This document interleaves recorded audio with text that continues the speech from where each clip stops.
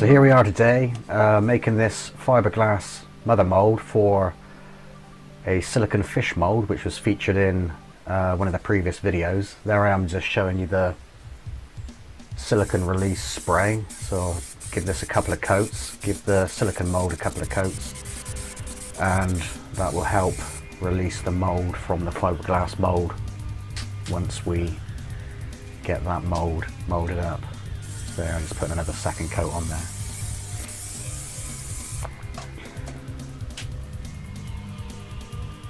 And safety always, so I've got my respirator there because the fiberglass resin is very potent and you don't want that getting into your lungs or body.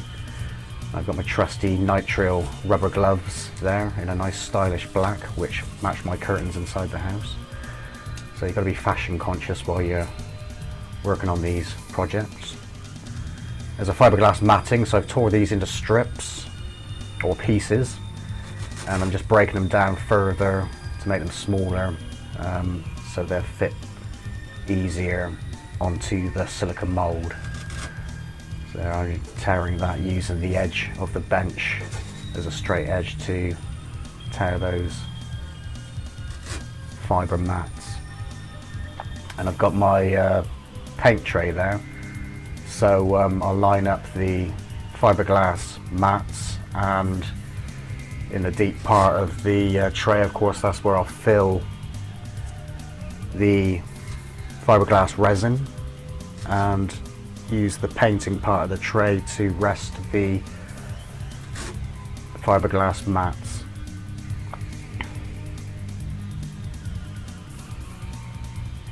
And we're just preparing the mats, and then we'll get on and mix the fiberglass resin. So there'll be two parts to the resin, the main part and the catalyst, and we're using a polyester resin, and we'll be using an MEKP catalyst. So I've got a 5 milliliter cup there, and there's my scales which I'll measure the resin out with. So there's the laminating resin there, and we'll be adding the catalyst, and you want to add between 1% and 2% of the catalyst to the measurement that you'll be using. So in this case I'll be using 300 milliliters, which will be about 3 milliliters, and in some cases I'll maybe put in 4 milliliters just to speed up the curing process a little bit more. So with this batch I can use up to 6 milliliters of the catalyst. So there, I'm stirring it together, stirring the catalyst with the main part of the fiberglass with the wooden spatula or tongue press. So give that a good mix, maybe a minute or two, make sure it's thoroughly mixed in, and try not to introduce any unwanted air bubbles. So I'm putting the resin into the well of the paint tray now.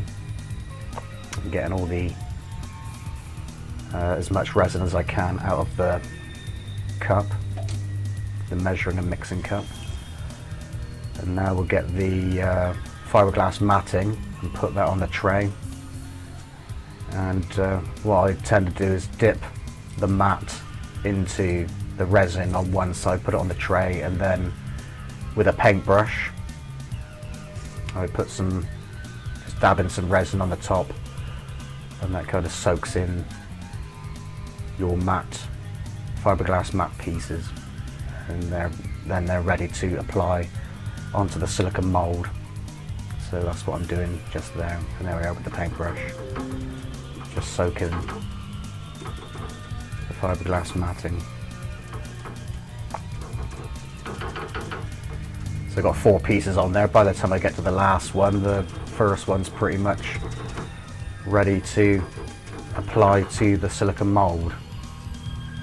So there, first of all, I'm applying just a neat layer of resin over the body of the mold, and that'll give us a nice smooth finish. And then once I've applied that layer, I'll obviously put the soaked mats onto the surface on top of that first coat of neat resin. So I'm dabbing it in. And then we're going in for the first piece of fiberglass matting soaked with the resin. Apply that to your mould and carefully dab or stipple in the soaked fiberglass mat, and keep doing this all over the mould, and overlap your pieces of resin onto the piece of resin that you put on before, and just go through the whole mould creating this first layer.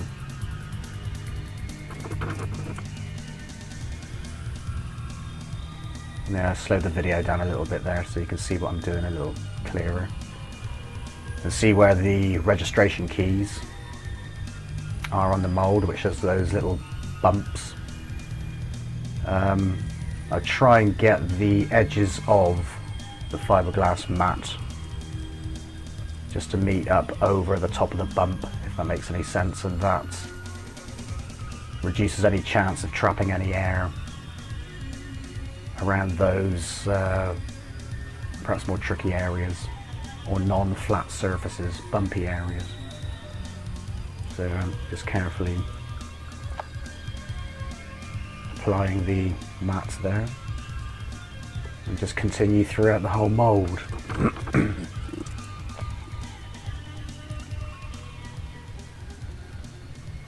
It's a stinky job, so of course make sure you do wear a respirator, because you, like I said before, you don't want that getting into your system and causing any health problems.